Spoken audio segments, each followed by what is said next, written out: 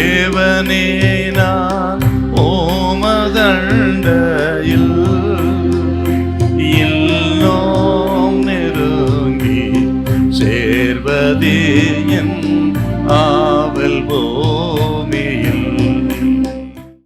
மத்திய 6:10 முதல் பகுதி வாசிங்க பார்க்கலாம். உம்முடைய ராஜ்யம் வருவதாக.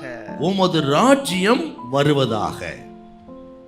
பிதாவின் நோக்கம் என்னன்னா, பூலோகத்துல இயேசு கிறிஸ்து இந்த பூலோகத்தை ஆளுகை செய்ய வேண்டும், அவர் நாமம் உயர்த்தப்பட வேண்டும்.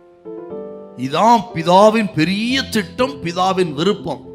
முழு உலகத்திலும் இயேசு ஆளுகை செய்ய வேண்டும், அவர் நாமம் உயர்த்தப்பட வேண்டும். இதான் பரலோகத்தின் திட்டம், பரலோக பிதாவின் பூலோக திட்டம். இதுதாங்க. இதெல்லாம் நமக்குள்ள இருக்கணுங்க. இந்த ஆசை, இந்த விருப்பம், இதெல்லாம் ஒவ்வொரு கிறிஸ்தவனுக்குள்ள இருக்கணும். ஆண்டவரே, இயேசு எங்களை ஆளுகை செய்வாராக, இந்த பட்டணத்தை இயேசு ஆளுகை செய்வாராக, இந்த தேசத்தை இயேசு ஆளுகை செய்வாராக, அவர் திருநாமமே உயர்த்தப்படணுமே சுவாமி என்று ஒரு வாஞ்சை, விருப்பம், ஆசை ஒவ்வொரு கர்த்தருடைய பிள்ளைகளுக்குள்ள இருக்கணும். ஏன்னா அது பிதாவின் விருப்பம், திட்டம். வேதாகமத்தில் பழைய ஏற்பாட்டு கிரேக்க மொழிபெயர்ப்பு சொல்லுகிறது.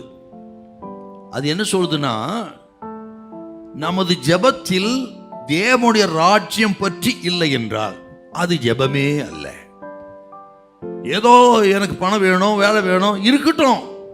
நான் உங்களுக்கு சொல்லுகிறேன், நீ முதல்ல தேவ ராஜ்யத்துக்காக ஜெபம் பண்ணுங்க, பட்டணத்தை இயேசு ஆளுகை செய்யணும்னு ஜெபம் பண்ணுங்க, அவர் நாமம் உயர்த்தப்படணும்னு ஜெபம் பண்ணுங்க.